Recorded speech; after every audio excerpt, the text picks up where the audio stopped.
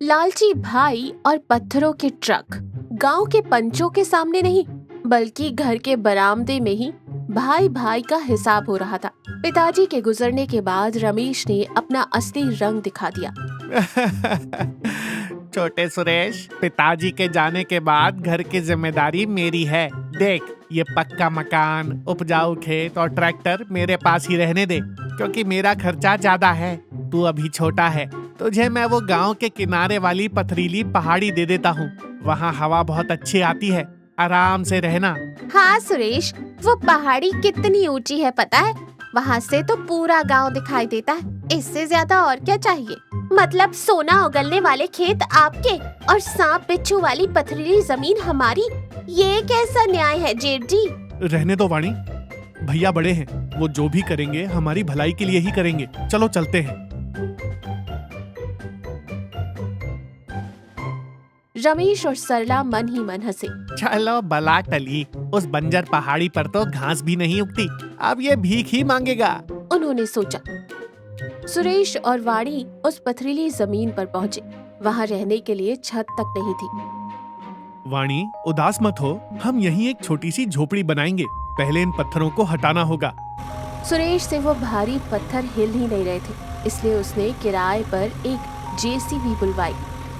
JCB वाले ने काम शुरू कर दिया। धड़ धड़ की आवाज के साथ पत्थर लुढ़कने लगे। अचानक जेसीबी का पंजा एक विशाल चट्टान से टकराया और उसे उखाड़ फेंका। उसके नीचे एक पुराना तहखाना जैसा रास्ता दिखा, जहां एक पुराना संदूक रखा था। सुरेश दौड़कर वहां गया। संदूक खोला तो आंखें फटी की फटी रह गई। उसमें राजा महाराजाओं के जमाने के सोने के गहने और हीरे भरे थे। वाणी, वाणी, इधर देख, हम करोड़पति हो गए। धीरे बोलिए, जेसीबी वाले ने शोर में सुना नहीं होगा, लेकिन हमें सावधान रहना होगा। अगर आपके भैया रमेश को भनक भी लग गई तो वो गिद्ध की तरह झपट पड़ेंगे। तो अब क्या करें? इतने सोने को कैसे ले जाएं? वाणी ने एक तरकीब सोची। हम रमेश भैया के लालच को ही अपना हथियार बनाएंगे। उसी शाम रमेश को गांव में एक खबर मिली। लोग बातें कर रहे थे कि सुरेश उस पथरीली पहाड़ी पर जेसीबी से खुदाई करवा रहा है। वहाँ कुछ मिला है और उसे ले जाने के लिए 10 ट्रक्स आए हैं। क्या 10 ट्रक? मतलब इतना सोना मिला? सरला, हम लुट गए। उस पहाड़ी के नीचे तो खजाना था। तो अब मुंह क्या देख रहे हो? दौड़ो, उन ट्रकों को गांव से बाहर जाने से पहले रोकना होगा।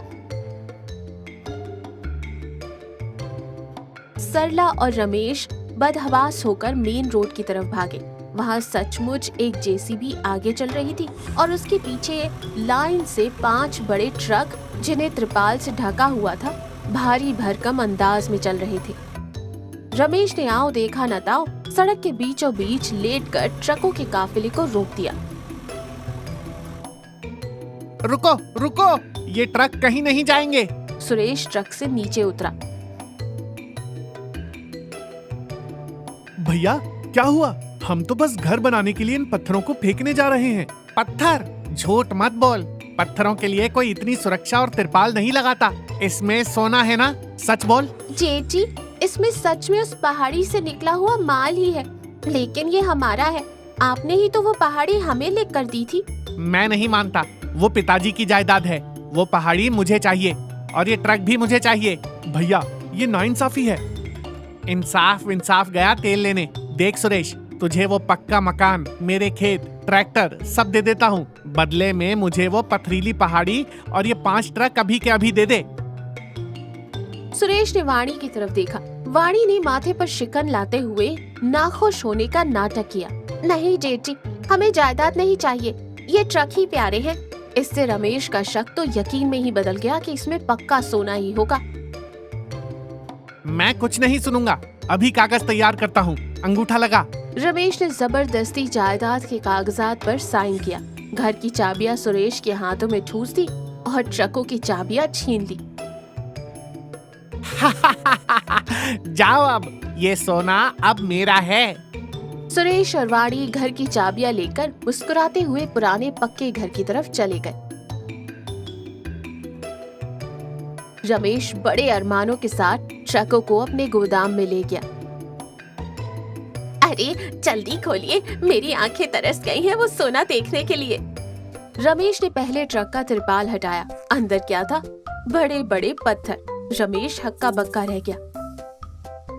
ये क्या? शायद दूसरे ट्रक में हो। दूसरा ट्रक, फिर वही पत्थर।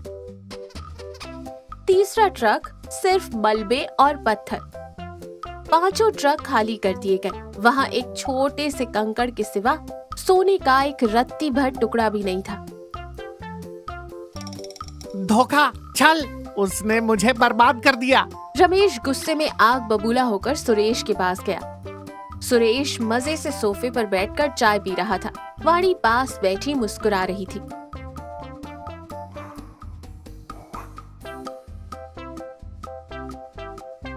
अरे ओ धोखेबाज, उन ट्रकों में तो सिर्फ पत्थर भरे थे, सोना कहाँ है? भैया, मैंने तो पहले ही कहा था ना कि मैं पहाड़ी साफ करके पत्थर फेंकने जा रहा हूँ। आपने मेरी एक न सुनी, उल्टा मेरी जेसीबी और ट्रक का खर्चा भी आप ही के सिर आ गया। तो खुदाई में जो मिला था वो?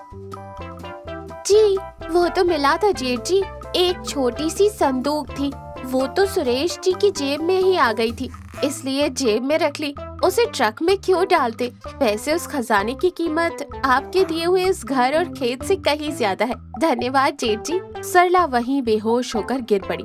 रमेश को समझ आ गया कि उसकी चालाकी उसी पर भारी पड़ गई। लालच के चक्कर में वो घर बार सब गवा बैठा था और बदले में मिले तो सिर्फ 5 ट्रक भरकर पत्थर। तो इस कहानी से क्या सीख मिली? लालच का फल हमेशा बुरा होता है। जो दूसरों को ठगने के लिए जाल बिछाता है वो अक्सर खुद ही उसमें गिर जाता है।